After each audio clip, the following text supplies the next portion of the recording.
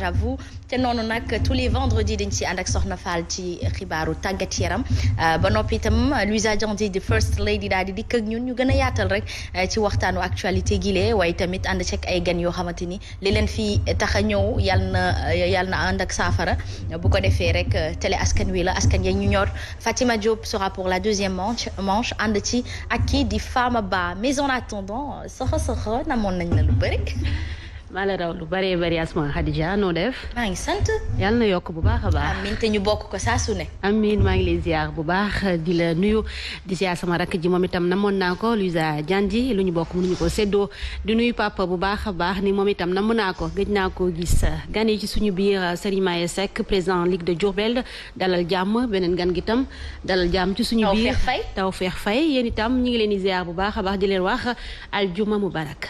macha allah aljuma mubarak moom dafay baax ñu koy ñaanal nit ñi macha allah Louisa Diandi l'honneur aux dames d'abord les messieurs arrêtez de me regarder on dit bonjour aux dames d'abord on favorise les dames en plus quand nous sommes en compagnie de la première dame.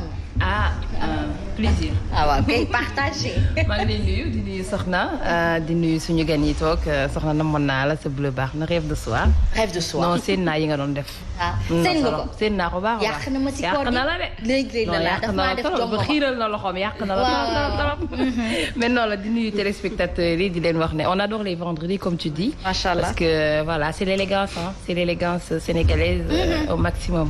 macha allah. macha allah mi nga kon kii bu ñëwee day gën a neex. day gën a neex bu ñëwul def na lu ko warul. dafa war a ñëw dafa war a ñëw. kii bu ñëwee daa war a ñëw.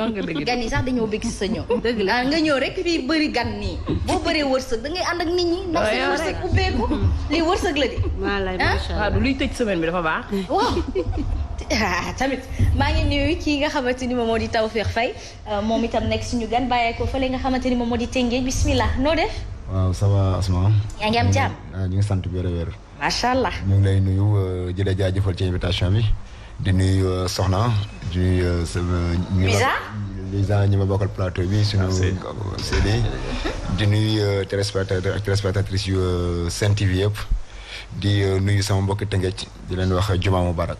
macha allah président de la ligue de basket de Diourbel mi ngi wuyoo ci turu Serigne May Seck maa ngi koy ziar bu baax a baax. maa ngi lay ziar bu baax a baax maa ngi sant bu baax a baax. naka basket gi. ça va. bal bi mi ngi tëll mi ngi bondé. waaw waaw. ayca en tout cas mi ngi ci dafa mel ne meneuse ngay nekk quoi. waaw meneuse je suis petite de taille quoi. xam ngeen ku ñëw fi wax sama petitesse de taille. solo see bopp de. non la majeure partie noonu la ñuy mel ñoom dañu bari solo ñoom. nuyu naa la bu baax a baax ñi nga xam ne ñoo yóbbu bali. dëgg la pour ñuy dem di dugali. ñoom ñooy xool ñooy meneur ñooy guider le jeu. waaw guider le jeu moom mën naa ko trop. comme tu fais comme ça on a 5 ans on a 5 majeurs là. waaw on est une équipe de basket comme ça. def na ko équipe nii def na ko équipe kon nañ ko basket tey nañu bondé bali ayca di leen ziar bu baax a baax yéen ñi ñuy seetaan di safoo la chaîne leader ci seen biir kër moo xam ci biir réew mi ak biti réew mi képp ku safoo la chaîne leader ñoo ngi lay jox sa wàccuwaay bu baax a baax teg ci di la ziar alors là en attendant la deuxième manche man maa ngi fàttali ni kii nga xamante ni moom moo di Tawfekh Faye Soxna Fall moom nekk na membre du collectif des Rufisquois pour la réhabilitation du plateau médical de l'hôpital Youssou Mbargane Diop de Rufisque loolu taxal teewaayam fi tey ndax suba dañuy amal doxinu ñaxtu ngir rek wàllum googule kon nag incha allah ci kanam tuuti lay gën a leere incha allah mais en attendant ñu dugg très rapidement ci éphéméride alors moi bis ni ki tey ci atum 1963 moo ma gën a ñor ci li ñuy fàttali tey ndax mu nekkoon condamnation à Dakar de Mamadou Dia. suñu kilifa goog yàlla na yàlla yërëm ko te xare ko àjjana alors mu nekkoon ancien président du conseil de gouvernement à la détention dans une enceinte fortifié par la Haute Cour de justice. Il avait été arrêté le 18 décembre 1962 au lendemain de la crise politique survenue au sommet de l'État. Sur ses instructions, les forces de sécurité, Sokhna Fall, avaient investi l'hémicycle de l'Assemblée nationale pour empêcher le vote par les députés d'une motion de censure contre son gouvernement. Le président du Conseil avait été arrêté avec certains ministres de son gouvernement. Ci boobule jamono la diggante kii di Senghor ak suñu papa ji xawoon a taqarnaase nasaraan si dugg rek fu mu xajul xaw ruube ngir rek dugal jalousie alors est-ce que tey bu ñu dellu si waatee ci histoire politique au-delà de tout cet exploit qui est justement Amadou Dia bu ñu ci delloo dafay mel ni lu mel noonu mi ngi wéy di am fii ndax bu ñu demee ci parrainage bi da ngay gis ni ndëgg sërxal saa su ne dafay am est-ce que justement cette jalousie du potentiel de l'autre politique pourrait nous porter à les nuire.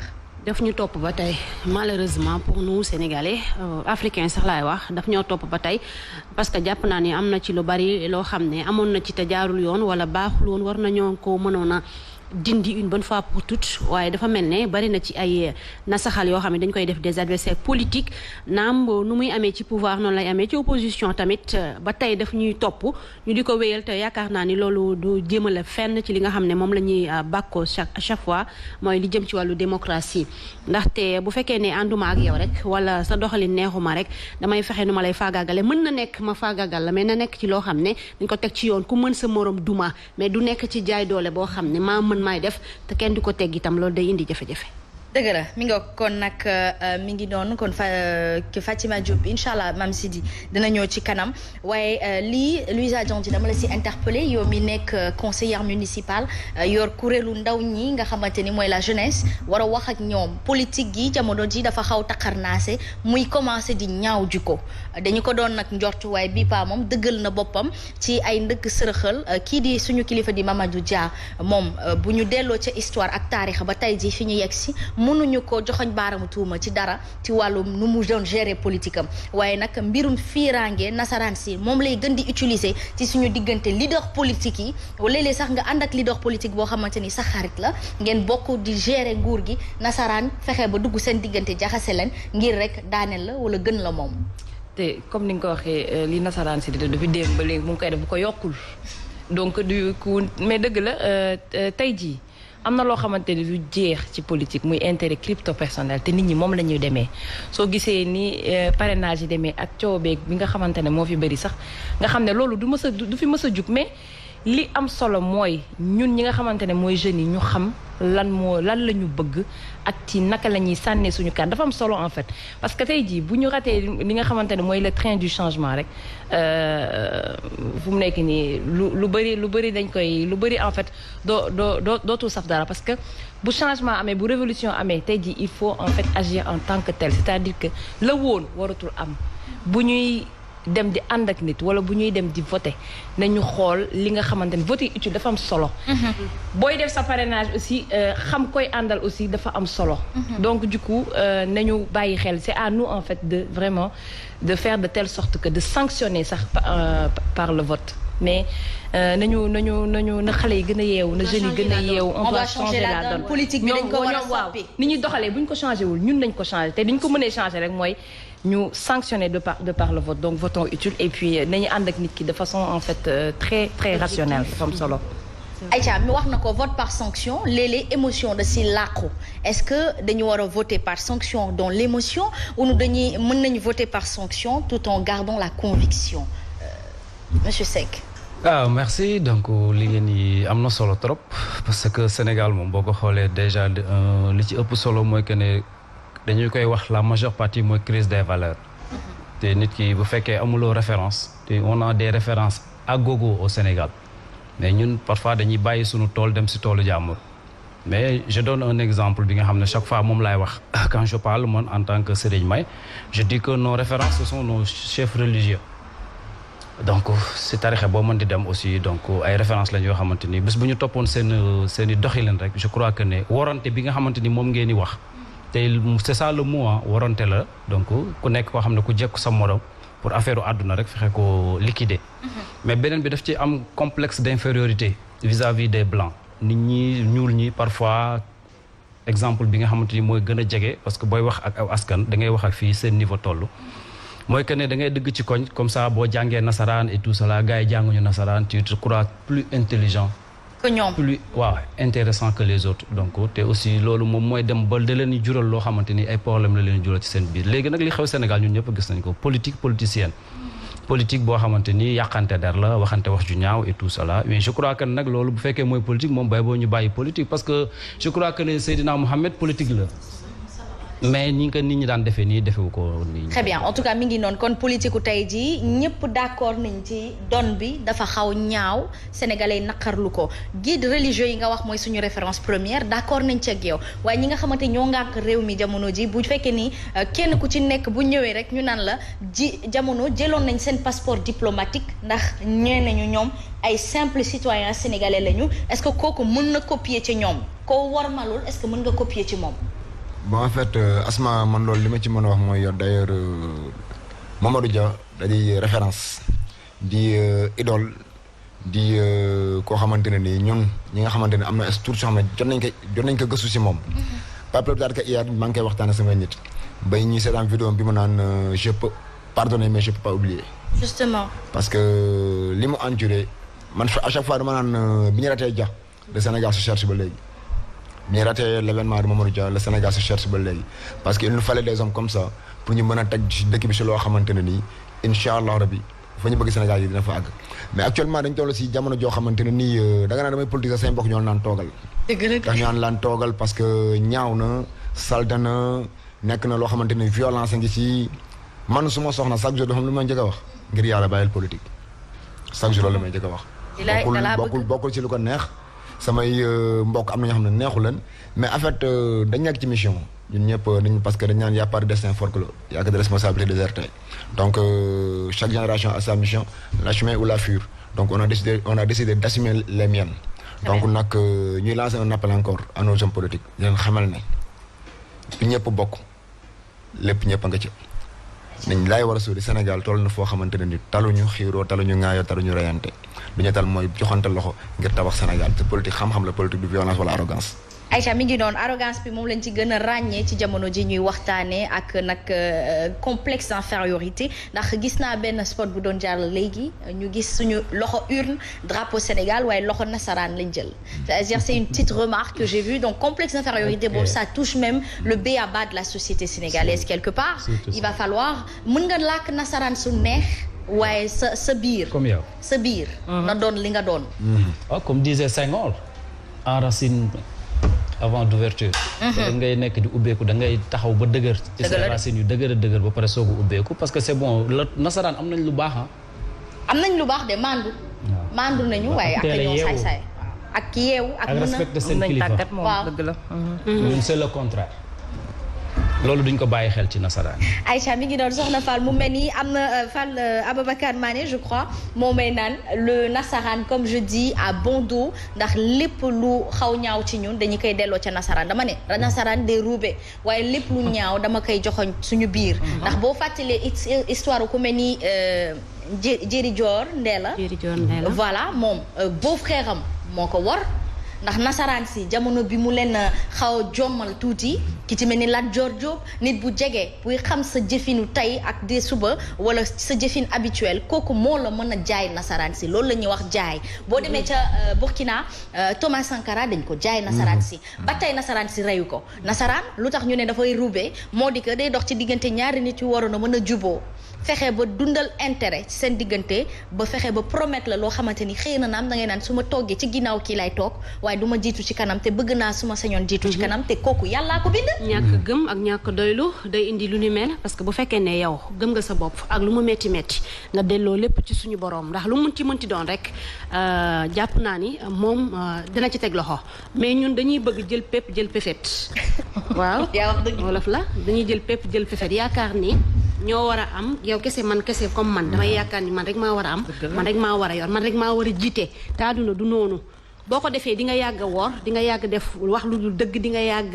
nasaxal ay nit ndax sa intérêt personnel buñ ci demee rek parce que ñoom am nañ fulla chaque fois dama koy wax ñoom dañoo nekk ci seen rôle ñun ñoo war a nekk ci suñu rôle comme ñoom boobu ba tey ñi ngi ci seen rôle te ñi ngi ciy am li ñu bëgg ñoo war a indi ak coppite xool ni ñun ni ñuy doxanale baaxul nañu taxaw amul seetlu parce que buñ taxawee am seetlu te jëfewuñ ko tam du am benn njëriñ Aïcha mi ngi noonu il est très important li nga wax ni soxna Fall Luisa Diandi bu dégg-dégg la laaj moo di te pourtant ñun itam fi ñu nekkoon suñu maam yi nekkoon démb ak nasaraan si ba tey jógewuñu foofu kon coppite boo leen ko waxee lu war a mën a nekk la ndax suñu maam yi démb ñoo doon war seen morom yi jël seen doom yi nga xamante ni dañoo amoon taxawaay amoon jëmm amoon kattan jaay ko nasaraan si dëgg la kon kay ñun dañ dem bu dee c'est une question de culture bu dee la woon mu ngi ba léegi na woon ni nag non kon na woon non kon c'est une question de mais culture les générations ñu mën nañu changer donc la donne.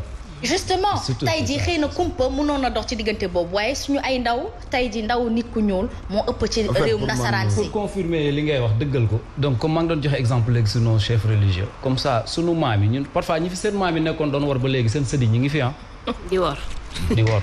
ca deret waaye nag nañu soppi deret nañu leen jalis Aïcha en tout cas mais yow est-ce que xam nga ne ku mel ne Serigne Touba noonu lañ ko def dañu dem ci tubaab bi ne ko Serigne Touba day waaj a jihaat ay armes lay defar te fekk na gaali Serigne bi yoroon ay lu ci nekk ay téere moo ci nekk ak ay kaamil ay yooyu moom moo si nekk mag bu fi xeexal nasaraan si mag ñi moom dañoo xeex ba macha allah ñun ñoo faillir à notre mission moo tax nag nee na ñu moytu martaba mag ñi kon ndax day nekk malédiction Asma man pour man foofu du sax fayir suñu mission dañu nax dañu maanaam ña ñu jiite woon bi ñu éliminé ay Mamadou Dia ñeneen ña fi newoon dañu nax jël booy yi may leen bourse yóbbu leen si nasaraan jàngi leen def si ñoom culture nasaraan mais tey boo xoolee actuellement Sénégal mën nañ nekk 75-80% secteur informel boo ko yor ñoo fréquenté aucune grande université ba kër gi ñuy waxee nii. mais nag bu ñu delloo ci cosaanub Sénégal président Macky Sall cursus am yëpp la def fii Sénégal ku ci mel man école nasaraan lañ ma dugal ba fi ma toll nii te pourtant dara tekki te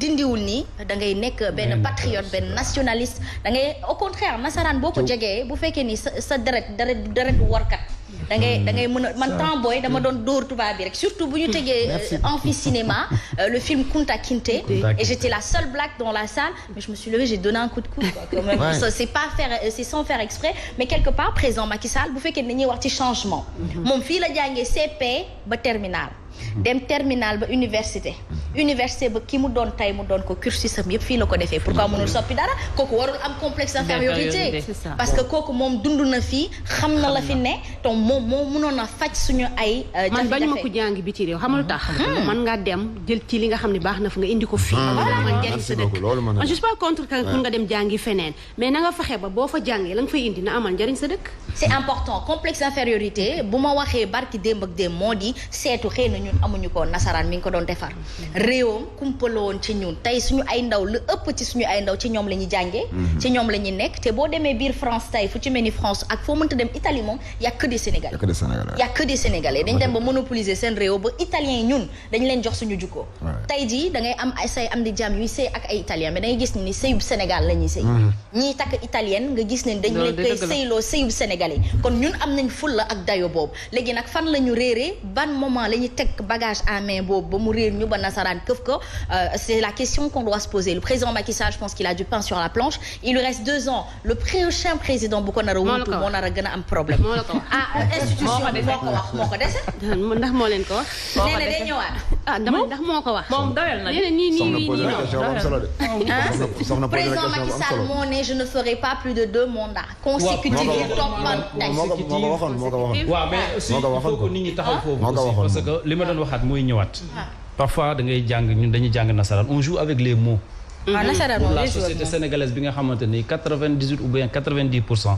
xamuñu lan mooy alphabétisation duñu ay analphabète parce que jàng nañ alxuraan wala arabe et tout ça quelque chose comme ça donc bu ko defee dañuy utiliser les mots pour nax leen quand il dit que ne du ma def 2 mandats consécutifs mandat ban la de 5 ans ou bien de 7 ans c'est ça le problème parce que les mots ça joue day jouer dans un contexte les mots te dañu ciy naxe ñun politique yi loolu rek la ñuy naxe sunu askan mais man sur sa kon nañ fexe ba dégg tubaab mais man sur sa bu ñu ko dégg ñu ñu koy interpréter muy leer ci bopp parce que bu ñu la bëggee teg dil xam lan la ñuy def ay nasaraan la ñuy wax de du ñu wax olof am na kuy wax ne Luisa Diandi madame Touré xanaa xaritu président Macky Sall nga yaakaar naa ne du ma xaritam mais amoon naa yaakaar bu rëy ci moom de par son cursus ndax ku ñu naan fii la juddoo après indépendance la juddoo fii la juddoo fii la yeroo fii la jàngi lépp doon doomu ay nit yoo xamante ni yàlla daf leen néew di loon doole ci ay jamono nga ne kon de ñi nga xamante ni jamono ji dañoo néew di doole ñu mel ni ñun kii dinañu comprendre suñu ay doom bu ñu dem université risque ak xiif gi ñu fay dund kii dina ko comprendre ndax foofu la jaar problème mu dépense ak dëbb dàqee dana ko comprendre parce que dund na ko ci famille environnement familial noonu la ñu ko yaakaare woon mais bu demee ba ci biir mu mel ni nag dafa fàtte démb ak barki démbam ndax nag mbir jamono dana soppeeku ci nit ba nit fàtte fi mu jugee dana am tubaab bi dañ naan l'appétit vient en mangeant. xëy na appétit du pouvoir moo ko jàpp. parfois nos hommes ñun suñu kilifa yu si bari c'est comme ça noonu laa koy jàppe beneen bi li ñu gën a tàddeel mooy l'enseignement général soxna si il faut que les gens osent le dire di ko wax ci plateau yi ñun jàng bi ñu jàng moo ñu tàddeel on fait que écrire parler mënuñu defar dara. ñu mënuñu construire dara. ñoo ngi construire nag. qu'est-ce qu'on a mais nag loolu construit li ko waral mooy. dañoo yar xale yi ñeeg un peuple une jeunesse un peuple fainéant mën naa. non fu may expliquer la majeure partie de cette jeunesse là. loo xam ne la LL prime. LL prime da ngay dem ci série scientifique yi tu vois que 15 élèves par non foofu laa jëm même la scientifique bi ñuy wax scientifique Sénégal. ñun mënuñu construire dara. il faut que ñu dem ci enseignement professionnel et technique. di jàng théorie rek ñu pratiquer. enseignement professionnel et technique mooy développer am réew la France amul ressource. benn ressource amu ko chaque jour ñu wax ko. Corée. Et après la deuxième guerre mondiale dëkk yëpp Sénégal moo leen rawoon presque mais tous ces pays là si lan la ñuy développé woo sur la formation professionnelle et technique mais ñun dañuy jàngaloo enseignement général bi il faut que ñu xoolaat ko aussi. il faut arrêter ñoom bu ñuy copier du ñu copier système mu France bi nga xamante da ngay jàng une semaine def pratique 3 semaines ba pare am ci salaire. mooy lu baax tubaab bi.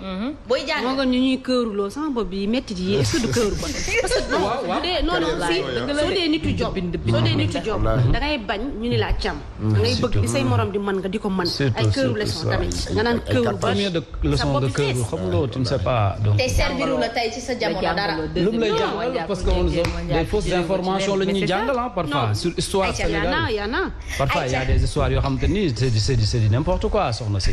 En tout cas mi ngi doon on reste avec Serigne May Seck pour l'information sportive du jour soxna Fatou. problème tam day am foofu. yàlla comme ñun problème bu rëy problème dafa am. yow Serigne Maya ci tënk ñi nga xam ne ñi ngi seetaan ak ñuy déglu ci tënk rek nga wax ñu lan mooy problème bi Diourbel parce que gisoon nañu benn circulaire fédération wax ni ligue yëpp daal dinañu renouveler seen ay présidence ba mu des si yéen. yow nee nga renouveler ngeen mais dafa am jafe-jafe bu ci am mën nga ñu ko tënk rek lan mooy problème bi pour nit ñi comprendre pour ñu mën a xam tamit ci joxalante bi. waaw juste pour tënk comme ni nga ko waxee. Ligue de Diourbel circulaire boobu fédération sénégalaise de basket moo ko génne pour que ñu renouveler la Ligue de Diourbel parce que depuis 2019 lañ ko waroon renouveler toutes les ligues 14 ligues yëpp. bi loolu amee Diourbel moo nekk seule ligue boo xam ne kenn renouveler wu ko lu tax renouveler wuñ ko le président était absent des lieux. sans que mu aviser le bureau sortant bi fa nekk. président de la fédération. non président ligue régionale waaw le président sortant. bi muy dem personne n'était au courant. surtout ñi nga xam ne ñoom la doon liggéeyal donc son bureau. mais il a informé la fédération selon les informations yu ñu jot avec la fédération. bi ñu jotee circulaire bi fédération moo ko bind ministère des sports et DAPS donc direction des activités physiques et sportives. pour que ñu def la Ligue de Diourbel ñu yónnee ko l'inspecteur régional des sports de Diourbel. mu convoqué assemblée bi à bon et due forme mooy que ne informer tous les clubs 5 clubs yi nekk à Diourbel. il y a 6 clubs mais 5 ñoo mën a bokk ci élection bi parce que 6e équipe bi bokkul woon ci 2019 affilié wul woon kon mënul bokk ci collège électoral bi. ñu dem voté convoqué assemblée bi ñu déposé sunu candidature il y avait que 2 candidats. ñu dem. tous les clubs étaient représentés plus les cooptés. donc coopté fédération mooy coopté non du ministère de fédération. donc c'est le bureau sortant. et l'inspecteur régional. et la ligue ñoom ñooy toog ñu xool mais ñi ñu coopté du ñu génn ci monde sportif. la presse sportive la. les anciens basketteurs. donc sport scolaire. les commissaires de match. et ñi nga xamante ni ñoom la ñu wax. médecins des sports. muy 5. ñoo xam ne wala lañ war a mën a coopter pour ñu ñëw voter. bi loolu amee ci jour AG bi donc tout le monde était représenté. ba ñu commencé ministère ñëwoon na. l'inspecteur régional. fédération ñëwoon na sans la fédération. ok. parce que ligue bi rek moo am droit convoquer à assemblée générale moom rek moo am droit def assemblée générale. c'est pas la fédération ni le ministère. et sur la supervision quand même. mais sur la supervision de la fédération et du ministère des sports. son représentant qui est l'inspecteur régional. bi loolu amee ñu dem ci salle bi ñu def AG bi le bureau sortant était présent. parce que le président sortant est en France. le premier vice-président était présent le deuxième vice-président était présent. mais délégué na ñu ñëw daal. tout le monde était présent sauf lui bi ñu ñëwee toog dañuy def vérification des mandats. li ñu leen dénkoon fu ngeen ko def.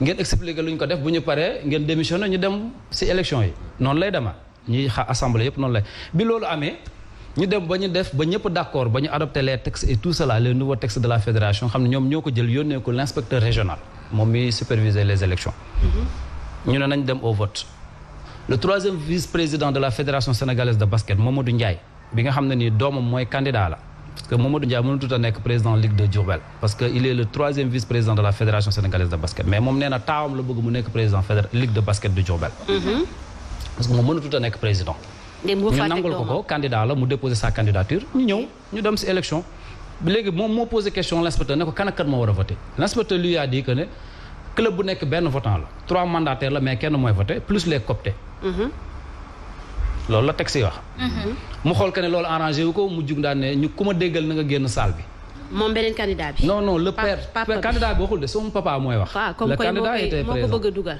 papa ji daan ne ku ma déggal na nga génn salle bi l'inspecteur ne ko da ngay buude mu ne ko non buudewu ma de bu mu jugee jamono de Diourbel jug ville de Diourbel jug muy 2 clubs wax naa leen 5 clubs la plus les cooptés ñu war a voter mooy collège électoral bi ñoom ñu génn taxaw ci biti inspecteur bi wax ñu continuer le déroulement de l'AG mais avant boobu muy génn moom dafa jël téléphone am le troisième vice-président de la fédération sénégalaise de basket le président de la fédération qui est Babacar Ndiaye maître Babacar Ndiaye ne ko joxal téléphone bi l'inspecteur mu jox inspecteur bi téléphone bi inspecteur bi mu ne inspecteur bi dama bëgg nga arrêter AG bi le président moo wax le président de la fédération sénégalaise de basket Babacar Ndiaye et c'est la première fois il n'a aucun droit sur nous parce que organisé wul yéen a organisé même si c'est la ligue même si moom moo leen chefé même bu ñu chefé il n'a pas ce droit comme ñuy dem élection municipale comme li ñu doon wax léegi rek le président de la république woote foofu que ne nañ arrêté élection yi sur quelle base léegi bi mu waxee inspecteur ne ko mënul ne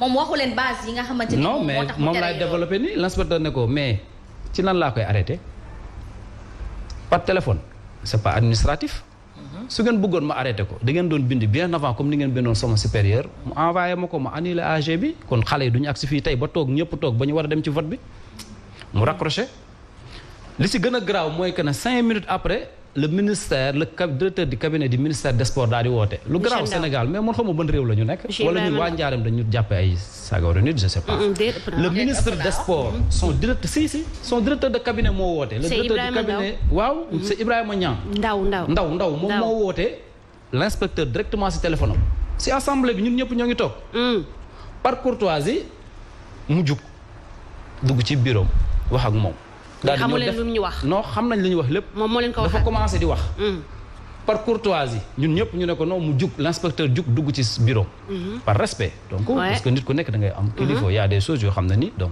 toog di ko wax bu mu ñëwee mu def compte rendu ne le directeur du cabinet def na ko mu arrêté AG bi mu ne ko sur quelle base mu ne ko non parce que ñu mieux ko préparé mu ne ko non da ngeen doon ministère ñoo ko yabaloon pour mu ñëw moom kilifaam waaw mais mooy ministère des sports mooy ministère des sports xam ngeen yéen administration sénégalaise nu muy demee soo teniree tête sa supérieur rek booy xëy suba ñu lay dàq noonu lay demee la majeure partie mais heureusement bi ñu amee quelqu'un un inspecteur man rare mais c'est la première fois ma gis ko c'est la première fois laa gis réaction ma xam ne y a des gens yu responsable Sénégal ñu diiñ nag ñu diiñ parce que daf ne ko nañ arrêté AG bi mu ne ko mënu ma ko arrêté. mais est-ce que bu coow li ci amoon moo tax mënu ko pour mu arrêté AG bi comme am na club yu buddee.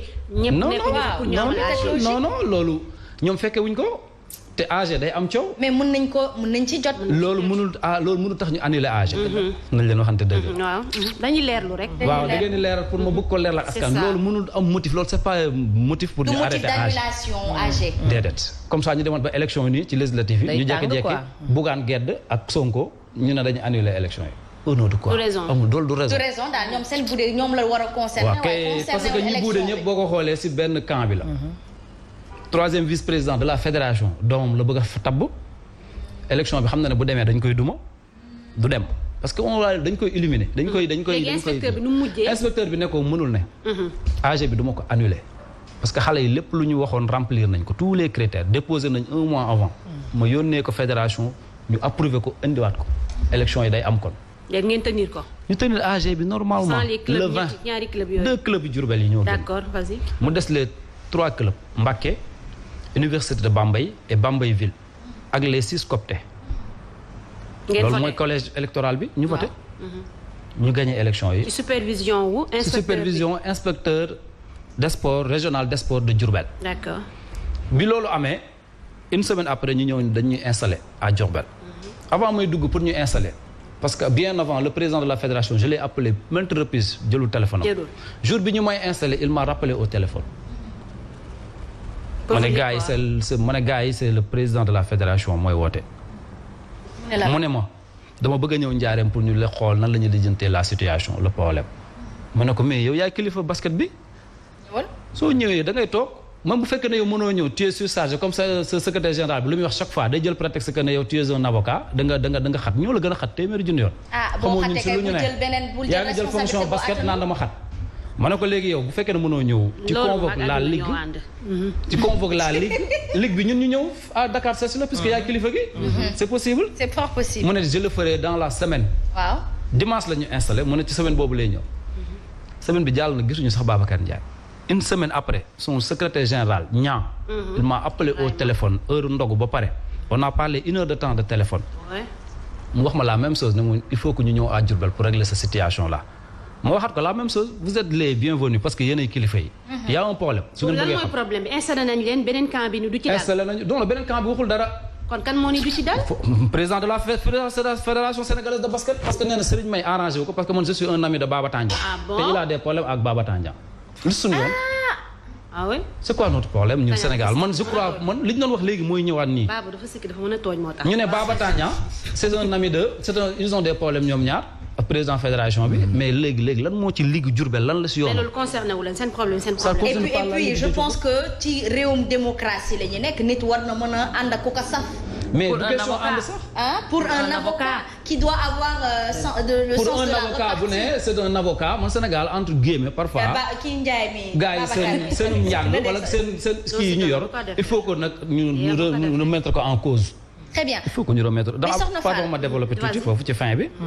may ma ñëw ci problématique bi am déjà parce que le fond du problème je pense c'est la problématique entre Baba Tandian ak kii di Babacar Ndiaye n'est-ce pas alors tey jii nii yàgg na fi revenir moo tax ma koy fàttaliwaat askan wi Soxna Fall est-ce qu'à un moment donné il faudrait pas ñoom ñu fair play seen diggante ndax bu ñu ko deful dinañu lor ndaw ñi nga xamante ni dañuy bëgg nekk ci yoon ngir doxal li nga xamante ni moom moo di sport bi ku ci mel ni wàllum di basketball. D'accord mais si c'est le cas ma je dénonce xamul tax parce que je pense pas que ni ba Diourbel ak ligue mu mën a doon yoonu Babacar Ndiaye Babacar Tandian warul problème yooyu waru ko indi. pour muy am jafe-jafe. Babacar Ndiaye il est l'actuel président de la fédération. Il a son mot à dire ci lu jëm ci basket bi. Baba Tandian c'est un ancien président am na son mot à dire peut-être mais tutelle bi mooy ki nga xam ne moom la fi yàlla teg mooy maître Babacar Ndiaye. Moi je vois pas en rien. lan la mën a influer ci li nga xam ne mooy seen problème. loolu ma expliqué la. parce que Baba Tandian dafa ñëwoon débarquer à Mbacké il y a 2 ans 3 ans de cela. d'accord seet si ñu. moom mooy seul ko fa mës a ñëw ay ballon basket et tout cela. je l'ai distribué. mais ñun amuñu droit Babacar Ndiaye actuel président bu ko defoon ñu recevoir ko. loolu mën na indi problème. c'est comme si que ma demoon ñu ne président de la République recevoir na ma génn ñu ne ma. may def dem ñu ne ma non c'est parce que xaritam nga et tout ça. dafa mel ni kii le meilleur basketteur sénégalais là ku njool kooku waaye nu mu tudd góor gi si dafa mel ni bu ñëwoon seet si leen en tant que justement professionnel may leen ay cadeau international may leen ay cadeau pour dooleel seen wàllum basket gi. ñu ne leen waroo leen ko jël waruñu ko jël on n'a jamais vu Babacar Ndiaye moi je le connais pas. il me connaît pas est-ce que tamit dem ngeen jublu ko parce que kilifa yi dañuy bëgg kuy ñëw di leen seet si wax leen ñoo ngi fii ci bërëb sàngam. mais fédération tamit moo war a dem envers les ligues. àdduna bi ñu nekk parce que moom peut-être day nekk ku bees mais ligue yi gisoon na fédération quand même dem di leen jàppale. di leen may ay matériel def na ko la ligue de Diourbel. la fédération sénégalaise ñëw na indi fa du matériel et de l'argent. waaw loolu dañ ko war a leeral. xaalis ba mu fa indi 3e vice-président bii. bokkul ci ligue de Diourbel te courrier Diourbel yëpp. ci moom lay jaar. léegi lan ngeen bëgg. moom xaalis bi moom moo ko. mu ngi ci moom parce que trésorier bi ci PV bi ñu yor. le trésorier était présent. il a dit que il n'a pas jotut xaalis. mais xaalis ñëw na. ku ko jot. ki ma lay wax nii moo ko jot Mamadou Ndiaye 3e vice-président. ki bëgg a tam ko doomam dañu def lu leen neex sous le contrôle de la fédération sénégalaise. ñoo leen ci jàppale. ñoo leen ci jàppale parce que soxna si. c'est scandaleux li ma expliqué nii dama bëgg mu leer parce que man àdduna kenn amul maqaamam ci suuf bi ñu nekk nii. ma lay wax lu la neex. xaalis bi président bi war a gérer moom la ñuy jox 3e vice-président ci ñun bu ñu bëggee. bokkul ci ligue bi bokkul ci ligue bi. te ñun suñu dossier ligue yëpp ci moom lay jaar courrier je l'ai dit à Niang le secrétaire général de la fédération ma ne ko mais monsieur Niang vous êtes complice mu ne ma ci lan ma ne ko yow suñu courrier yëpp fa ligue de Diourbel ci Mamadou Ndiaye lay jaar mu ne man kay loolu daf maa jaaxal ma ne ko non du la jaaxal vous êtes le secrétaire général de la fédération courrier yaa koy envoyé en plus formation yi ñu def yëpp yaa que les doomu Mamadou Ndiaye rek ñoo dem formation moom mu ne ma mais man moom mu ne ma non ñun Diourbel moom c'est du n'importe quoi ñun on a fait suñu basket yëpp dañ ko defee à Diourbel parce que man j'habite à Mbacké man Mbacké laa dëkk mais man bi may basket Diourbel Mbacké laa doon jógee di ñëw di basket si à Diourbel parce que Mbacké boobu amagul équipe de basket on jouait le basket comme ça nii mais amaguñu équipe de basket mais après bi ma fa jógee dem UGB bu ma ñëwaatee bi ma jàngee ba pare bu ma ñëwaatee donc si lañ ne nañu monter équipe bi 2e division à Mbacké. waaw léegi ligue bi mi ngi fonctionné wala fonctionné wul. ligue bi mi ngi fonctionné. yaay président ba. je suis le président. nouvellement élu. léegi nag dama doon expliquer processus bi. après ngeen dagg rek. mooy que ne le 20 bii passé le 22 avril bii passé. moom dafa convoqué ñetti nit fédération sénégalaise de basket. Babacar Ndiaye moo convoqué da ñetti nit donc Mamadou Ndiaye bi ma leen di wax Abdou Dia de Mbacké bi nekk ci Olympique de Mbacké et le vice-recteur de l'université Alioune Diop de Bambey. kooku xamul sax luy basket. mais est-ce que moom Babacar Ndiaye xam na luy basket ba pare. Babacar Ndiaye xamul luy basket. moo tax basketteurs yi ko faloon ñoom ñoo tooñ. ñoom ñooy paye les pots cassés. xamoo ci li ñu defal dara parce que yow yaay am ay technicien rek fexe ba doxal. moo tax bu jiitalee moo tax bu falee kii. bu nomee waa ji du ma parce que dama ne le 22 boobu la convoqué fii à Dakar. très bien ñooñu jugee Mbacké Diourbel ñëw à Dakar mu ne leen dama bëgg ngeen falal ma Ababacar Ndiaye. très bien. te Ababacar Ndiaye boobu noonu ñoom ñoo ko sanctionné. moom moo wax ñu falal ko Ababacar Ndiaye. moom moo ne ñu falal ko Ababacar Ndiaye Babacar Ndiaye moom mooy am ñun waa Njaareem ñun mu ñuy falal ñun kan moo ñu war a jiite suñu basket. te ñoom ñoo ko aj.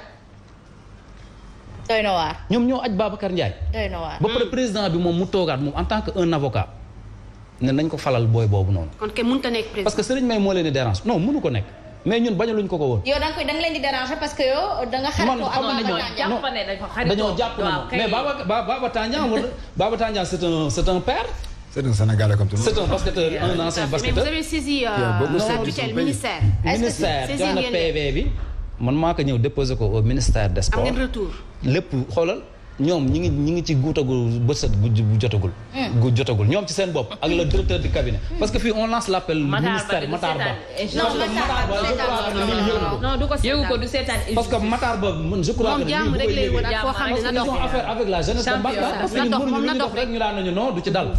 damay àggale kii bi très rapidement ñoom ñu ne nañ ñëw ñu fal ko mais biñu nee dañ koy fal le 22 la leen recevoir à Dakar vendredi comme tey gis nga yàlla léppam dafa normal suñu borom. très bien dara lu juste. très bien mu woo leen ñu ñëw le samedi ñu ñëw à Diourbel ne dañuy def un bureau amuñu sax quorum.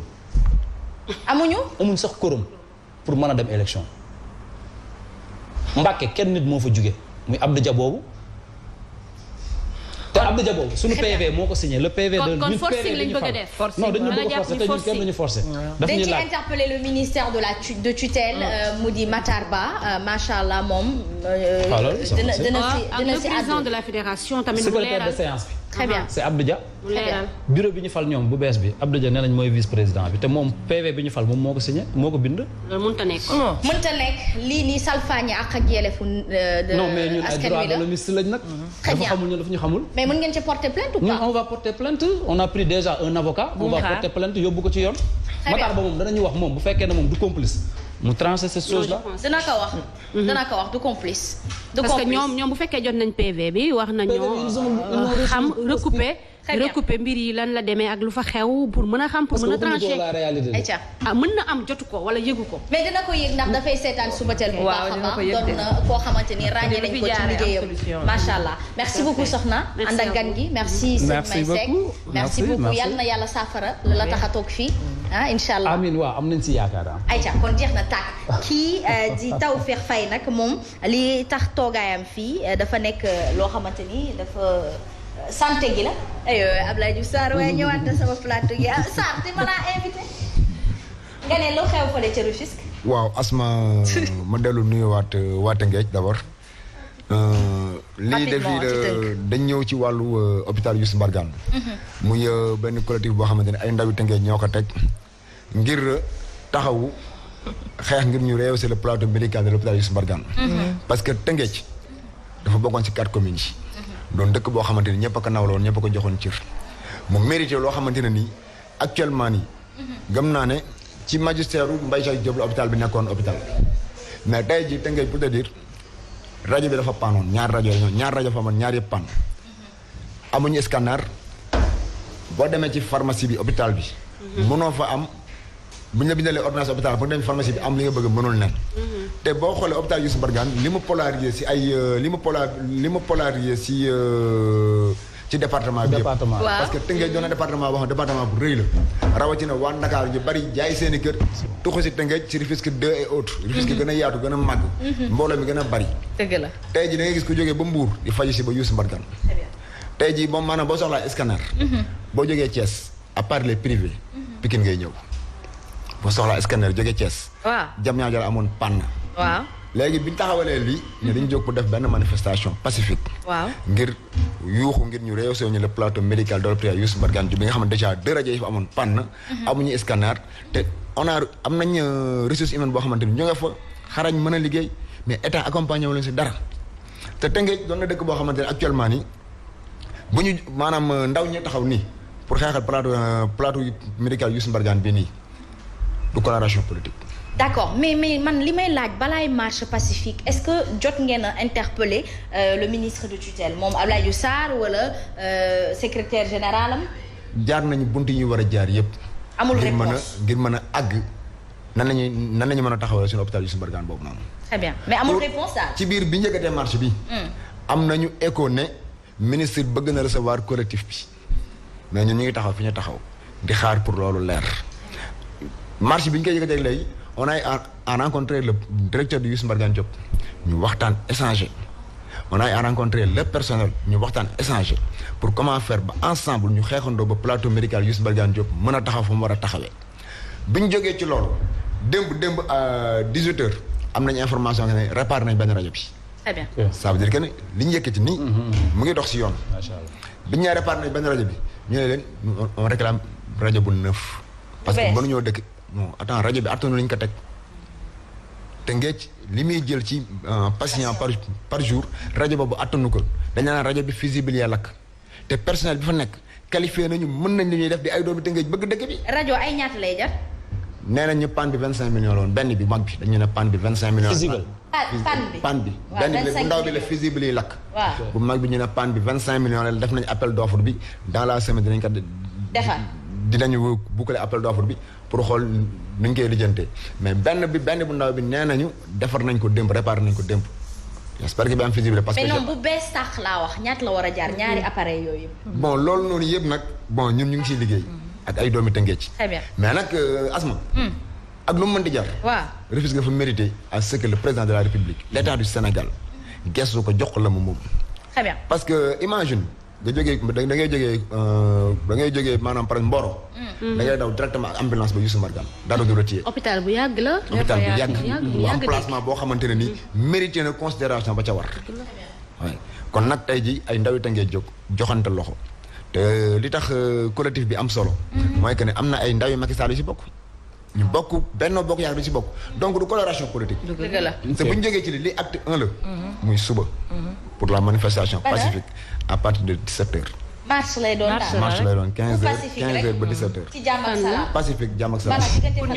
à l'instant où je vous parle les jeunes sûrement sont en train d'être entendus par le commandant de police parce que owoon nañ la pour ñu ñëw tey. pour wàllu autorisation bi. d'accord bu ñu fa jógee fa lañ jëm mais damay lancer un appel à tous les Rufisquois. très bien pour xamal leen ne. seen i doom seen i rakk seen i mag seen i ndijaay ñoo jóg ngir àndandoo parce que dafa ñaaw Tëngéej ñi ma toll fa mu nekkoon démb ak fa mu nekk tey.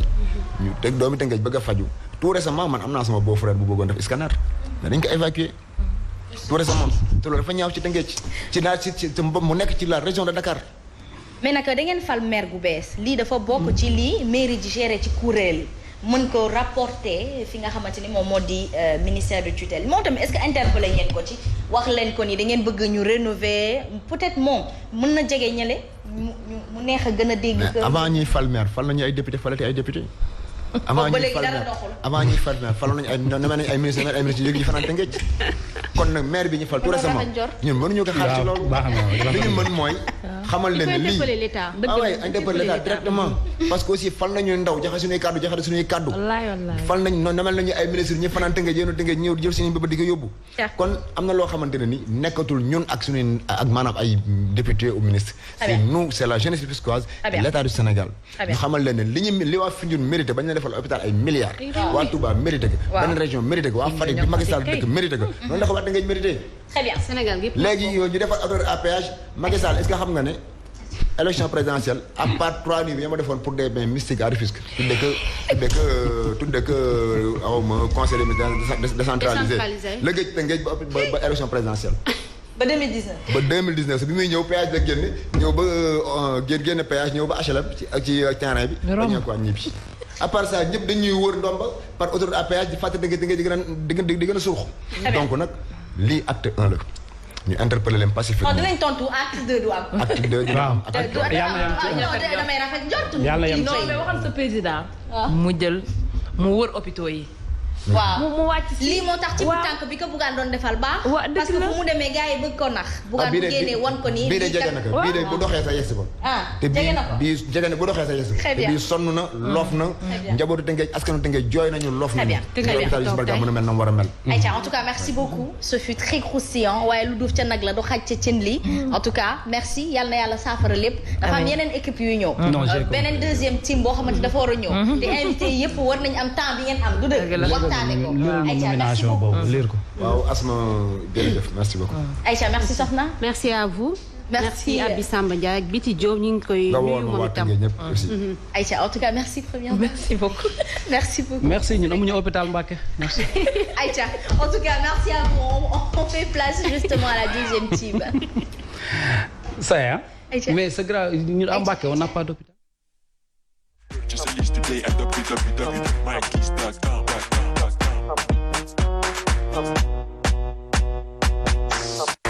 Purchase a list today at www.mykeys.com.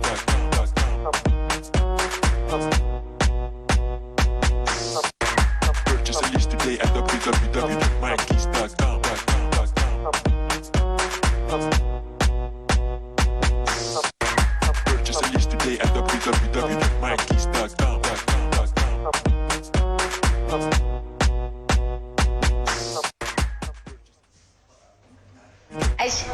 Aïcha asalaamaaleykum beneen yoon mbokk yi safo la chaîne leader macha allah kon nag ci kanam tuuti dañuy ñëwaat ci deuxième manche bi Fama Ba day ñëw ci Juma Mubarak waaye tamit Fatima Diop dafay daal di ñëw ci li nga xamante ni moom moo di culture voilà donc justement alors dañuy koy ziar dalal ko hier c'était la journée internationale des infirmiers ou de l'infirmière on va dire en général noo def.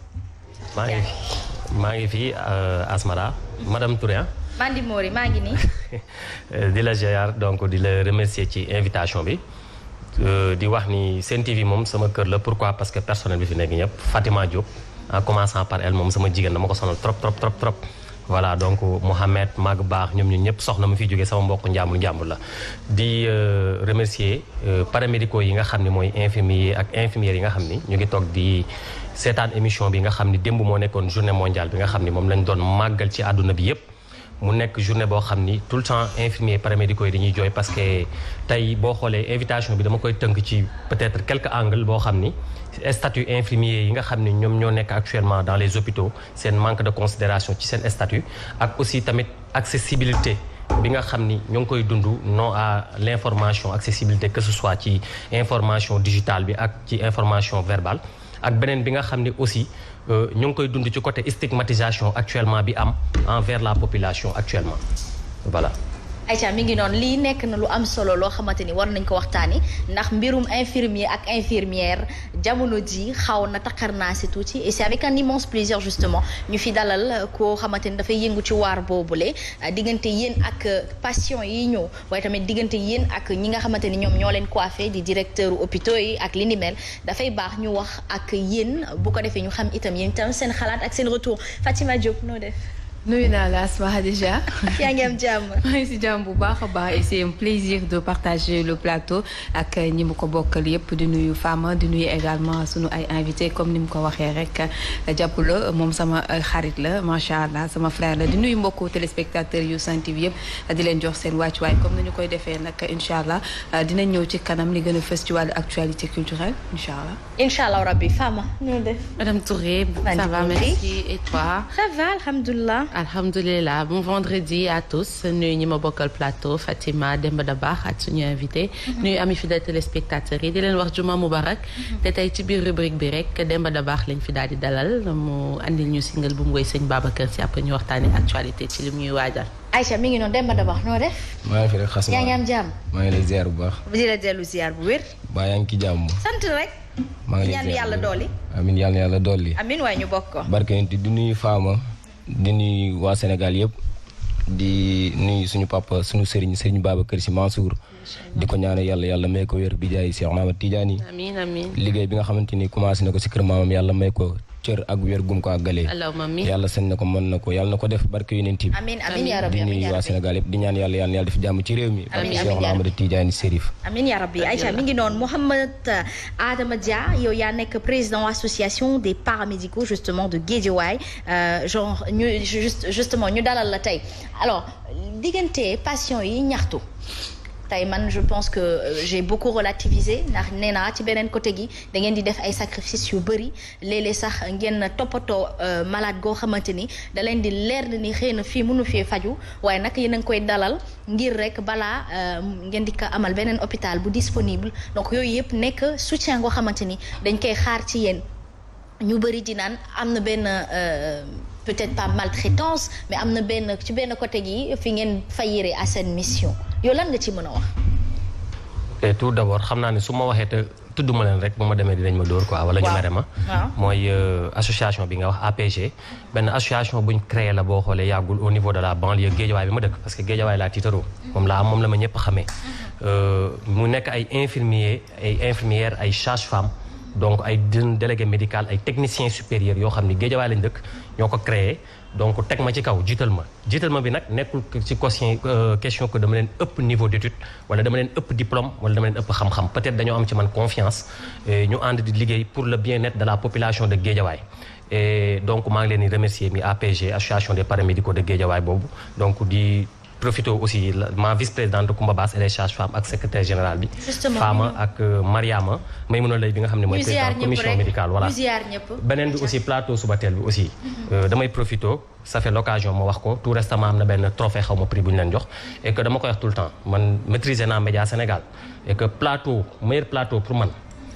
Subatel war nañ leen jox sax trophée bu ëpp loolu. pourquoi parce que mooy seul plateau bi nga xam ni li population bi bëgg a xam.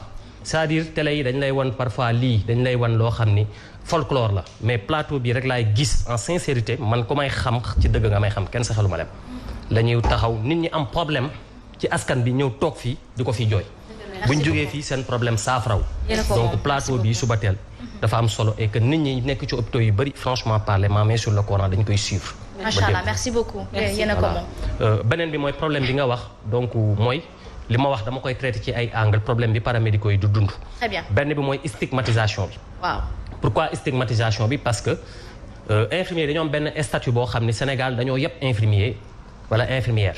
et buñ fàtte ni infirmier bi wala infirmier bi il a fait ses études soit 3 ans de formation bac plus 3 soit bac plus 5 technicien c'est-à-dire mooy niveau ingénieur bi ñuy wax ci télé diw ingénieur la mais l'infirmier il est ingénieur bu defee bac bien sûr un infirmier bu defee la formation infirmier d'état bac plus 3 dafa toogaat 3 ans d'expérience mu dem defi spécialisation en technicien supérieur. c'est vrai technicien supérieur boobu dafay nekk néphrologue. dentiste. odonto wala mu nekk ci administration. mais Sénégalais yi tout le temps boo waxee dans les hôpitaux ñu ni le médecin. je ne suis pas là pour vexer les médecins parce que ñooy nekk.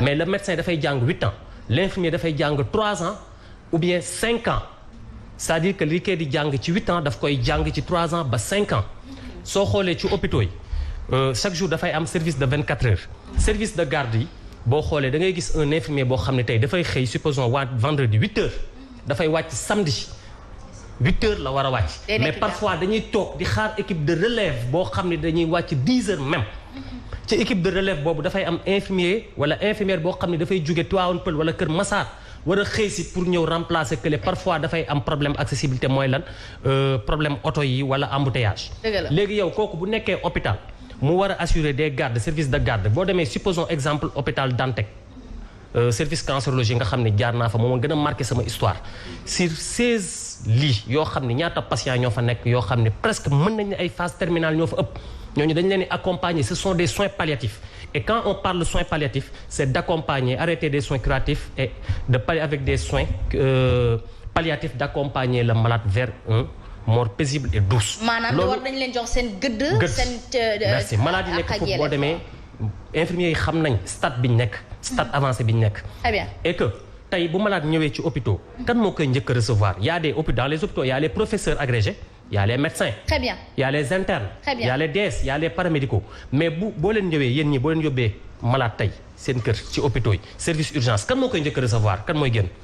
c'est l'infirmier tey malade boobu bu amee fièvre bi nga xam ne dafay contaminé dafa wala dafay wàlle kan moo koy jël au retour c'est l'infirmier beneen bi tey infirmier bi moom moo koy accueillir et l'accueil on dit c'est une manière de se comporter avec la personne mais foofu la ñu bëri nag di naan yéen foofu da ngeen xaw a faillir merci c'est une manière de se comporter avec la personne quand on le reçoit mais quand il arrive c'est-à-dire que nit ki da nga ko war a dalal jàngal nañ leen ko ci formation bi mais boo nekkee ci service 24 heures de service yow déjà da ngay jël constante yaa ngi jël tension maladie bien vrai que da nga am hiérarchie mooy médecin bi mi ngi ci bureau fii dans les hôpitaux vexé wu ma médecin mais taxi yi médecin yi consultation d'habitude 15 personnes lañ war a jël ci consultation parfois les DS ñoom ñooy jël plus mais l'infirmier moom amul loolu dafay def constante maanaam mi ngi jël chaque moment mi ngi dugg di vérifier ci ñaata salle yoo xam ni supposons 18 cabines malade bu nekk nga dem di xool tension di xool di vérifier ndax am na fièvre nga alerter le médecin yaa ngi def des soins d'urgence di accompagner malade bi parfois nit nga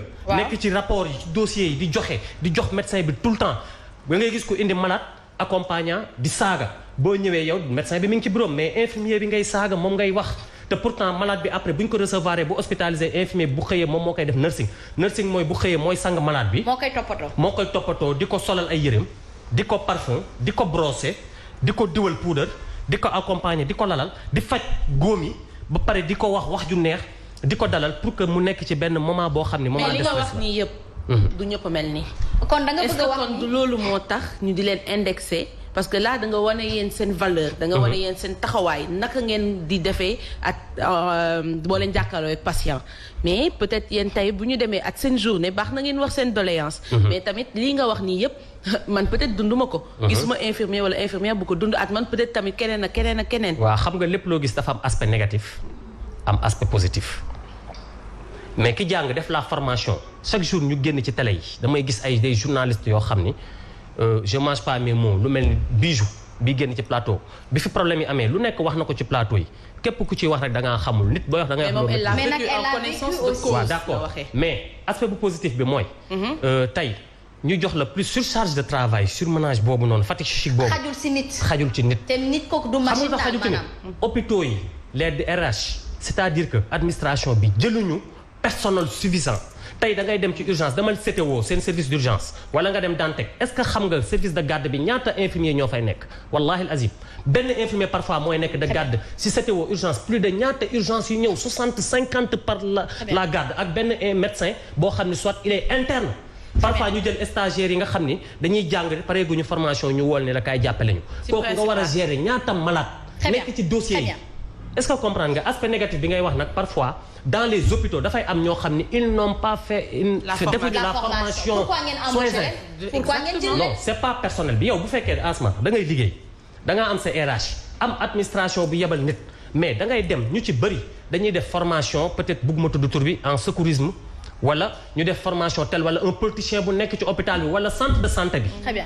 ñoom ñooy war a jël les hommes qu'il faut à la place qu'il faut dem jël sama doom la man maa ngi ci administration bi wala maa ngi ci politique am naa relation branlo wala ñi nga xam ne c'est des garçons de salle encore je le répète ñoom la ñuy jël dans les hôpitaux ñi liggéey kooku nag tey bu jàngul ce que ça comment faire savoir faire la part des choses accueil jàng du ñu defee soins inf xam lan mooy asepsie tout le temps d'habitude ñooñu ñooy indi yenn problèmes yi wala ñooy accueillir yenn maladies. maanaam yow da nga jàpp ni ñi nga xamante ni amuñu xam-xam bu màcc dëgg ci wàllum santé amuñu diplôme d'état amuñu ni diplôme d'école insertion bi leen fay indi branlon la après bu ñu jógee sénégalais dafa yëpp infirmier bi wala infirmière bi dañ naan infirmière bi à l'hôpital problème yi am actuellement lan ngay dégg ñu wax aide soignant déggoo infirmier dégg d'état déggoo assistant wala dara infirmier at yooyu nañ dem hôpital Linguère ñu dem ñu vérifier dossier boobu kooku est-ce que elle a fait la formation nañ dem problème bi am à Kaolack ñu xool kooku bu baax statut am. mais la faute à qui? La faute à qui justement? mais l'État administration bi RH bi. mais ki def la formation 3 ans wala 2 ans wala 5 ans est-ce que dina def yenn erreur bien vrai que nag parfois dañuy waxante dëgg mënul ñàkk dina am parfois ñoo xam ne ci biir mën nañ def yenn erreur yi accueillir nit ci benn mauvaise communication boo xam ne parce que dañuy amee pression dañuy amee stress c'est la fatigue. nit la nit matul. mais stress toujours tamit du ñu xoolaat mbir yi parce que à chaque fois du benn du ñaar xëy na. mais mbir yi mënuñu ko xool xëy na bi problème bi moo claté affaire yi. mais ni bëree bëri yàgg nañ di dund loolu.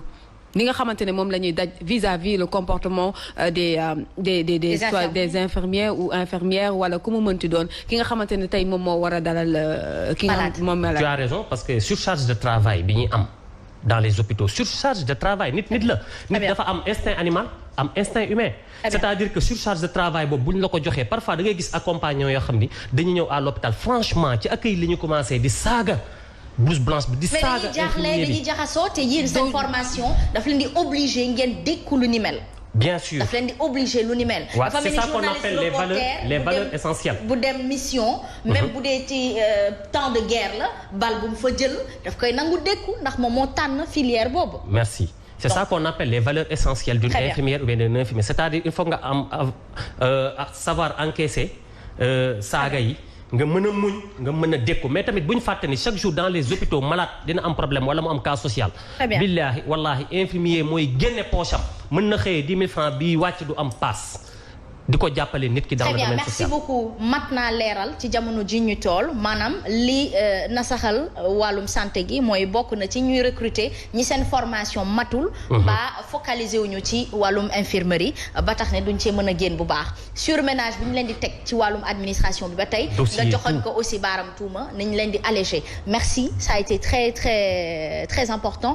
éclaircissement yu mel noonu dañuy dugg nag ci Fatima Diop alors Fatima ñu dugg rapidement ci li ñu indil tey. voilà comme ni ñu koy fas yéene defee saa su ne on va parler de la littérature ak ki nga xamante ne moom moo di ki nga xamante ne moom moo génne téere bi di ab élu local moom nag dafa gis ne yu ci ëpp bu ñuy nemmeeku ci wàllub li leen di rek développement dañuy gis ne nit ñi dañuy teg ay stratégie mais du am suivi du am dara moo tax nag mu daal di koy dëxëñ def ko ci téere ñaari téere démb nag lañ doon amal cérémonie de dédicace yi moom Adama Diouf mi nga xamante ne nag dafay yëngu bu baax a baax ci wàllub territorial lépp lu jëm ci mbir moomu ñu teewlu ko moom di Adama Diouf ak ki nga xamante ne moom moo di Fatulaye Mbaye Diop.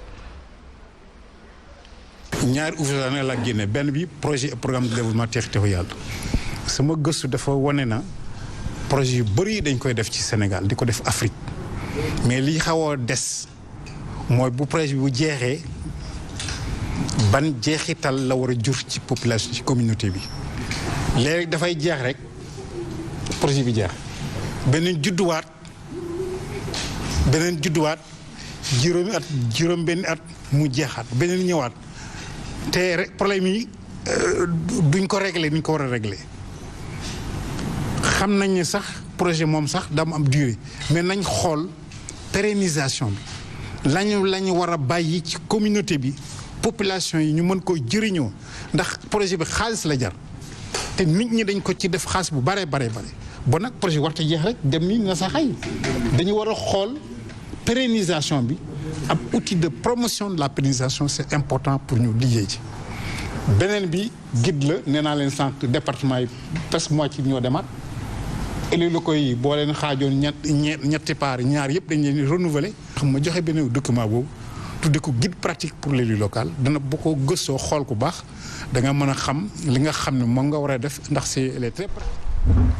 Aïcha mi ngoog voilà mu nekkoon Adama Diouf Asma Khadija xam nga nag moom dafa jàpp ne le plus souvent dañuy dépenser ay milliards ci yenn projet yoo xamante ne projet état la lu jëm ci wàllu territorial mais dafay gis ne du ami njeexital à chaque fois dañuy dépenser sans résultat moo tax mu bind téere yi nga xamante ne ay guide la pour permettre ñi la di autorités yi ñu sukkandiku ko pour mën a def li nga xamante ne moom moo di seen ay planification et autres mu nekk téere bu am solo boo xamante ne amal nañ cérémonie de dédicace bi ni ki démb fële ci Harmattan et puis en bref Asma Khadija ñu daal di wax ci 13e édition festival cinéma documentaire la ñu ngi ci suba lay jeex commencé nañ ko depuis le 10 mu nekk yoo xamante ne rendez-vous la ci wàllu cinéma 30 films la ñu sélectionné woon ñu koy def fi nga xamante ne moom moo di Saint-Louis dina am ay café rencontre yëpp am na foofu nga xamante ne moom moo di sa Saint-Louis ay rencontre séance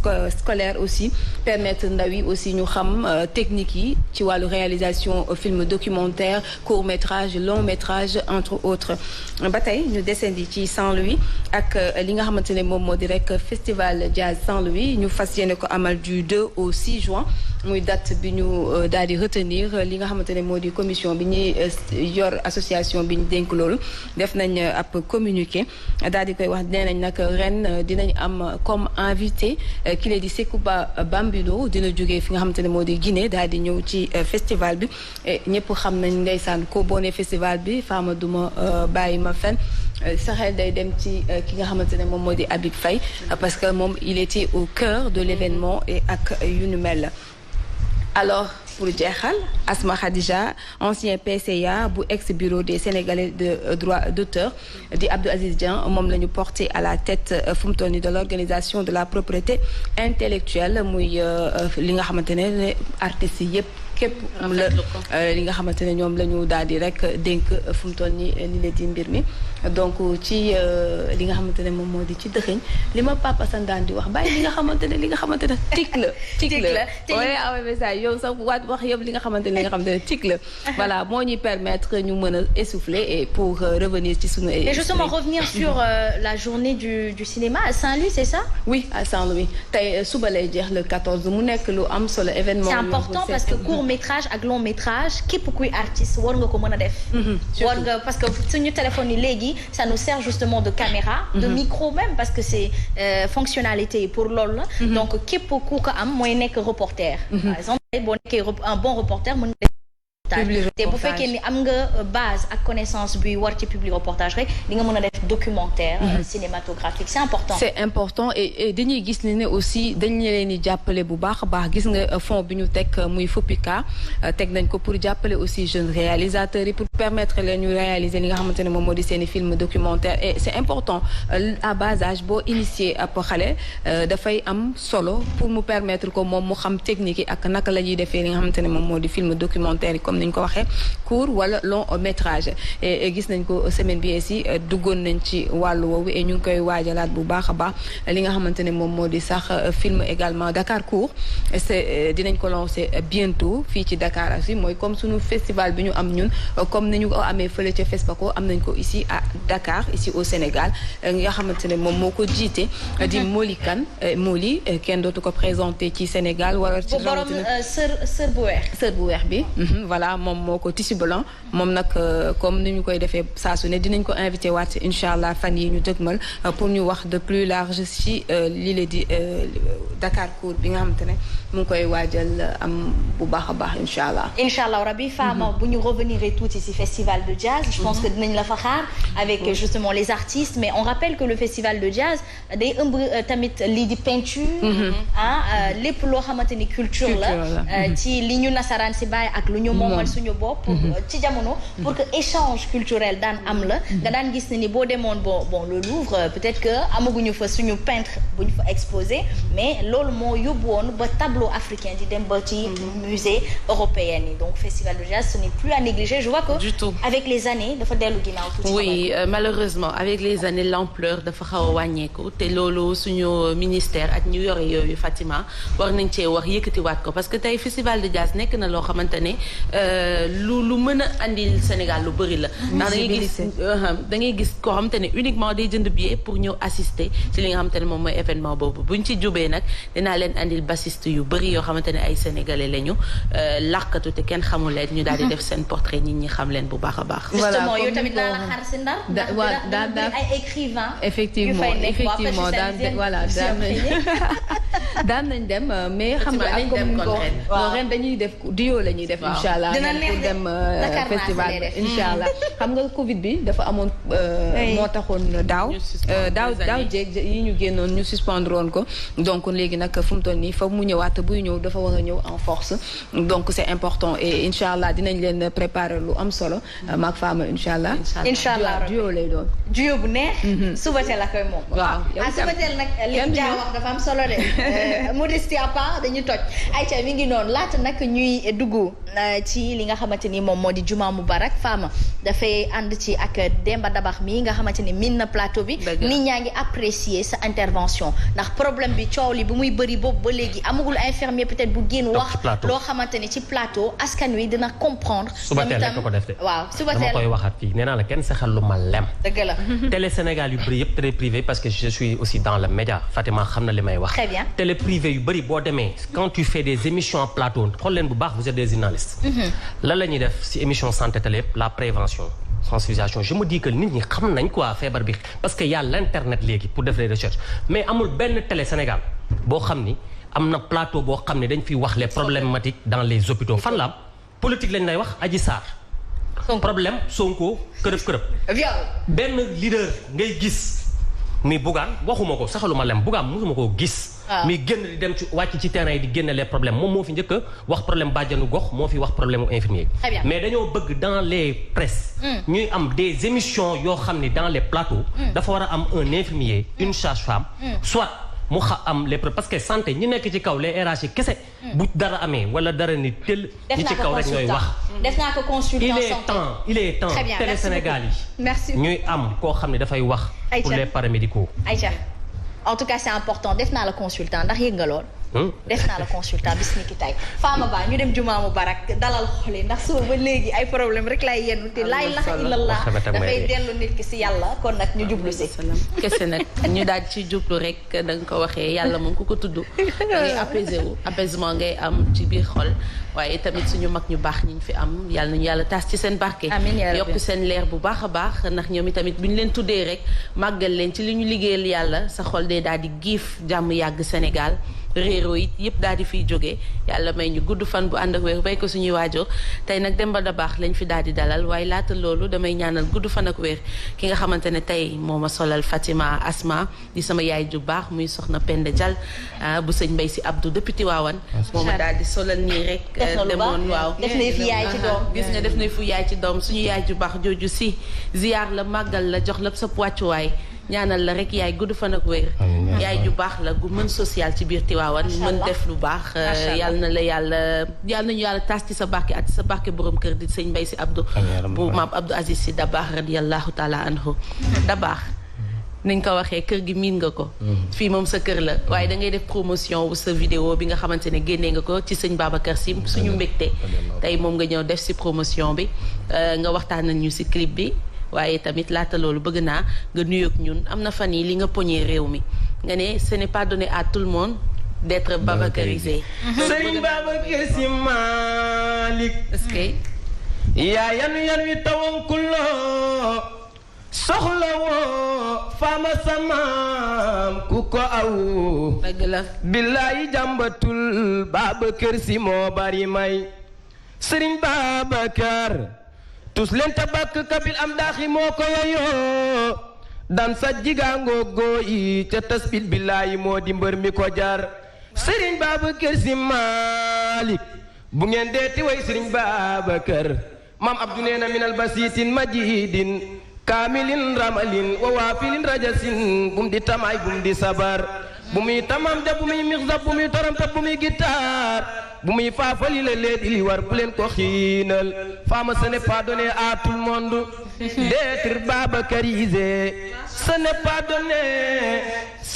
donné à tout le monde d'être babacarisé par la babacarisation qui va te permettre d'avoir le babacarisme et d'être un babacaristique sous différentes formes jusqu'à devenir un babacarien ou une babacarienne xasma alhamdulilah tee babacarisé soxna Fama tee babacarisé soxna Fatima Toy tee babacarisé mooy l'homme le plus éloquent le plus élégant le plus véridique le plus talentueux le plus rigoureux le plus généreux le plus droit Serigne Babacar Sy Malick mooy borom lion d'honneur yi mooy borom listiqaama asma sama mooy borom xëyka bi mooy baayu Serigne Mansour borom saamam neena borom ma dikkam ma dem borom loo teg borom bés bi daa ala dame mooy baayu Serigne Cheikh borom gaynde Njaay Serigne Babacar la marabu au bonnet carré de 55 centimètres Fama samaam kooku mooy l'homme au manteau vert ana ñi bëgg Serigne Babacar Sy Malick Serigne Babacar masula defee ci biir néegam lu muy rus képp ku di soppeem xam ko ci moom ngir maandoom Fama samaam ñoo ngi koy jooy ca noppeeguñu bu la musaana may toogaay ba jox la heure ngir toogaay bu heure bi jotee mambay taxaw na temm ci loolu waaye doom jalay woo al amin naan ko Aziz diw ñëw naam maa ko joxoon heure bi naam te gor dafay sàmm kàddoom daal di taxawlu ci loolu mësula jëfe ci biir néegam lu muy rus képp ku di soppeem xam ko ci moom ngir maandoom xalifa moo mata doyloo Serigne Babacar Sy Malick yar bi mu yore ci biir mbooloo moom lay saxoo saa yu weete ngir ragal yàlla boromam ku mel ni mbay dootul yomb Serigne Babacar Sy Malick macha allah neex na bëri na xanaa jàngkatu kii la philosophe la waaw jàngkat philosophe la mooy wane ni léegi gis nga lépp dafa développé ci àdduna c'est-à-dire que même jàngkat bi ustaas yi ci plateau yi boo xoolee ustaas boo xam ne da nga foog ni tey alxuraan rek la affaire yi kii c'est-à-dire nit léegi y avait un professeur de la médecine qui disait que celui qui cesse d'exercer d'étudier doit cesser d'exercer c'est-à-dire wane ko wax na digital ci parole da ngay xam ni mais nag fi mu tibbee kooku c'était le plus grand philosophe de l'histoire. xam naa bu la laalalee Baye Niass bu la laalalee Baye Niass léegi xam naa tamit nga daal di xam naa loolu moom am na Demba Daba lii moom seddal xol yi la daal di def fan yi gis nañ ko ñi ngi koy partagé ñi ngi koy TikTok plateau boo toog mu daal di neex seetaan naa le weekend stade ak suñu frère Abba nga wàccee ko yi tamit mu neex lool dafay wane ne rek ne que boo nekkee ci dëgg ak ci yoon ci lu baax day dugg ci biir xol waaye kenn du sëñ Babacar Sy yal na yàlla wéral sa baat waaw wéral ko ba mu mat may la màggitee nga dund ba fekkee lu bëree bëri vidéo bi nga ko génnee nag nga nekk ci promotion bi waaw mi ngi noonu maanaam ñun ay ambassadeur album ci topp wala waaw album moo ci topp nee naa Serigne Babacar Sy maanaam vidéo bi yàlla seede na ni li ma doon wax rek korok dama ni vidéo bi dama ko doon wayantoo rek xëy na nag nit ñi dañuy faral di wax benn wax boo xamante ni lu dëgg la mooy Serigne Babacar Sy ay mbiram du dellu ginnaaw déedéet maanaam li may wax nii lu wér la képp koo xamante ni da ngaa jël décision way Serigne Babacar Sy même bu fekkee amoo sax mentalité pour way ko wallahi boo jëlee décision am xol way Serigne Babacar Sy day mel ni Serigne Babacar Sy mooy ñëw naa la bindal noonu la mel ci lu wér boo déggee maa ngi naan way wi sëñ Babacar toog di la woy mooy sunu mbégte ay baayu Cheikh Tidiane sëñ Babacar man fu ma toll yow laa yu wayantoo dama ko doon wayantoo def ko sama mu neex ma def ko clip ba yàlla def ci lii lépp te li ma ko bind sax ma sax 2 heures de temps waaw mi ngi noonu waaye ñun Serigne Babacar ñun ay ambassadeur nee naa leen ñun sunu ndaw ji sunu ndaw sunu temps sunu lépp jël nañ ko jox ko Serigne Babacar Sy Malick kenn du moom waaw ndax yaakaar naa ni moom daal man dama ko doon faral di wax naan Serigne Babacar Sy moom mooy porte dëkk bi dëgg la caabi la Serigne Babacar Sy mooy caabi dëkk bi kon daal yaa ngi wàcc album nii waaw maa ngi wàcc album te tamit maa ngi promettre Sénégalais yi ni lépp loo xamante ni xeweti na Tivaouane ci télé laa ko xanaa ko bi ma demee TFM nee naa leen Serigne Babacar lépp ma xam muy ziar général muy gàmmu Tivaouane ak lu mu mën di doon dinaa génn clip jagleel ko Serigne Babacar macha allah man xam naa ni ma mel ci moom yàlla na ko yàlla man damaa bëgg Serigne Babacar Sy ndax alaajab das da baax sànq yaa ngi wax soxna Penda Sy yàlla na yàlla guddal fanam amiin amiin di jaay Cheikh Ahmad Tidiane Alaaji Abdou sëñ Babacar mooy sëriñam ñun ñi nga xamante ni sëñ Babacar Sy mooy sunu sëriñ kon Alaaji Abdou sëñ Babacar mooy sëriñu sunu sëriñ dëgg la te Alaaji Abdou da doon wax naan waa adduna bi yëpp buñ tegee seen cofeel ci balance gën am ci Serigne Babacar Sy man ma teg sama cofeel ci balance sama cofeel dina daaneel ñëpp ndax cofeel gu ma am ci Serigne Babacar Sy. dëgg la waaw kon ñun Serigne Babacar Sy lañuy sëñ Alaaji Abdou leen di jàppale ci cofeel gu ma am ci Serigne Babacar Sy. kon daal événement bépp bu ñuy dëpp ma ziar général ak gàmmoog lépp li nga xam te ne laal na Serigne Babacar Sy yaa ngi ciy génne clip léegi ñu xaar album bi kañ ndax ñëpp ñu ngi koy xaar nag ñu ngi la koy laaj maa ngi koy gis soppee di la ko laaj. waaw ñu ngi koy laaj chaque jour waaw album bi nag Fama xam naa ne mënaguma fii ak fin d'année. waaw fii ak fin d'année xam naa daal incha allah bu ko defee di wax na ko ñëpp xaar waaw tamit ñu ngi dëgmal tamit di way yónente bi incha allah ci fan yi incha allah dinañ ko clip xam naa incha allah ndax kooku tamit moom mooy mbiru lépp waaw maanaam lépp loo xam ne dafa am ci jamono rek moom mi ngi amee ci barkeem moom Seydina Muhammad sallallahu alayhi wa sallam xaatimil anbiya imam muslim bu ko defee di nuyu ñëpp déedéet kenn du moom sax lépp mooma sa sanse mu rafet bi maanaam lii plateau bi lépp Seydina Muhammad maa ngi nii lépp Seydina Muhammad maa ngi nii mooy buntu bi mooy buntu bi dëgg la moom la Alaaji Maalik xaq bil xaq rek wallaay moom nga oo moom nga ci jumaa joo dugg bu ñu waxee laa ilaaha illallah Seydina Muhammad lañ cee teg waaye kenn ñi ma dugg ci jumaa di tudd papay kenn Serigne Babacar Sy boo waxee yàlla rek yonent nga ciy teg dëgg la moom nag te maam Baye Niass maam Limaamullaahi maam Ahmad Bamba ñoom ñëpp Cheikh Seydil Hadji Malick ñëpp li ñu am lépp lu ñu am rek cofeel ci moom yonent bi moom lañ ko amee te cofeel kese waaw cofeel kese waaye nag imagine nga nag nga dee ci moom waaw boo ko loolu mooy ak texe nga Alaaji Malick bi muy faatu Alaaji Malick bi muy faatu bi ñu ko laajee ni ko lan nga yaakaar ni mën na laa muccal te Alaaji Malick ku nekk xam na ni dundam yëpp jàngale na ko dëgg la waaw dundam yëpp jàngale na ko dundam yëpp jaamu na ko yàlla daawul lekk yàpp daawul naan soo ndax ragal yàlla mu ala macha allah waaye dañu loolu lépp dàq naa ko ñu ne ko lan nga yaakaar ne mën na laa dugal àjjana mu ni walay sali amalun alxaaka ya amali siwal mahabbati wa taazim wa salami mooy cofeel gi ma am ci Seydina Muhammad sallallahu alayhi wa sallam yal na yàlla defal Sénégal jàmm amiin yaa rabbi tey nag li fi jàll nii yëpp ci jumaa mubarak may nañ ko bépp taalibe Cheikh Adja Seyni ziar la ci bu baax a baax Adja Magu Ndiaye ma ngi la ci ziar bu baax a baax Fatima may la ko Bakary Banora Safia Alima Ndione taalibe Cheikh yi dañ bëgg sëñ Babacar maa ngi nuyu Alima Ndione bu baax moom sama xarit la maa ngi leen koy may bu baax a baax Ahmed Mbaye sama lakkal dëgg la ak oustaz Ahmed Mbaye moom it taalibe sëñ Babacar la ñu bàyyi la nga tàggatoo rek dem ba yére bi tamit nice na lool bàyyi la nga tàggatoo ak say mi ngi noonu yére bi damay ñëw rek Babacar Seck Couture moo ma ko jox rafet na waaw moom fële ci marché benn baraak mooy solal moo chaque jour moo may solal di nit ku baax lépp rek Serigne Babacar Sy boole ñu di wax yàlla na yàlla oyofal loxoom moom ak yu global business nga xam ne moo ngay yor ay iPhone di ko jaay fële ci Kër Massar bu ko defee di nuyu ñëpp ndax faama xam naa bu ma nekkee fii di nuyoo mën naa jël temps bi waaye ñu ngi nuyu waa Sénégal yëpp di am affaire ci ñëpp yàlla na yàlla defal ñëpp jàmm ñu feebar yàlla yëkkati leen ñu am ay problème yu nu mën a wax ak yu nu mënul wax yàlla na yàlla saafara ko ci prison yàlla génne leen bu fekkee lu bon moo leen fa dugaloon bu nu génne yàlla soppi leen ba bañ koo defal faama maa ngi lay ziar yow sama jigéen nga sama xarit nga xas sama xarit kon bu ko defee ñu ngi nuyu ñëpp yàlla na yàlla defal ñëpp jàmm bi jaay Cheikh Ahmed Tidiane Sy Aïcha merci beaucoup merci Fama merci ça a été un plaisir bon week-end à tous Aïcha mi ngi noonu merci beaucoup Mouhamadou bon xam naa ne nag temps bi moom gàtt na liñ ci war a wax rek voilà di tënk maanaam bu ñu fàtte ne ki jógee ci plateau bi léegi doon souligner problème Rufisque bi hôpitalu Rufisque Youssou Mbargane le directeur bi fa nekkoon bu ñu fàtte ni il est infirmier d'état d'abord mi le directeur Cheikh Mbaye bi problème bi amee foofu moom foo ñëw yëkkati hôpital bi def recrutement def fa ay appareil jóge fa ñu yóbbu ko hôpital Roi Baudouin actuellement mi liggéeykat bu ñu ko mus a fàtte y a des infirmiers yoo xam ne ils sont actuellement des directeurs des hôpitaux beneen bi may tëjee mooy bu ñu fàtte sénégalais yi y a la mauvaise communication de l'État mais bu ñu fàtte ni bi Covid bi ne këtt ni joon 2019 même les techniciens xamuñu woon feebar bi maîtriser wuñu ko woon boobu noonu ku nekk fii ku ci toog sa kër boo amee problème ñema woo dem hôpital bi stigmatisation bi amee nga ragal infirmier mooy ñëw sa kër di la faj mooy def prélèvement te bëri na ñu ci ñàkk seen bakkan ci ay jamono boo demee hôpitalu Thiaroye une infirmière mi ngi fa actuellement dafa am problème psychose problème bopp ba tey ji may wax ak yow du état moom moo ko ndàmp du dara bi Covid bi amee problème ba léegi y a des infirmiers yoo xam ne ba tey ji jotaguñu seen xaalis plan Ismaïa recrutement bu bees bi am na ay infirmiers ak sage-femme ñoo xam ne ñu ngi 75 kilomètres après Kédougou 2 mois 3 mois fay ñu leen buñ fàtte ni aussi tamit nguur gi dañ koy ñaaxaat mooy sur le côté formation bi formation professionnelle la xale yi nga infirmiers yi nga xam dañuy dem ci hôpitaux yi ñu leen di fayloo ay stage bëri na ñu am ay diplôme d'état actuellement ñu ngi ci mbedd bi di jaay ay café et ce sont des infirmiers d'état donc maa ngi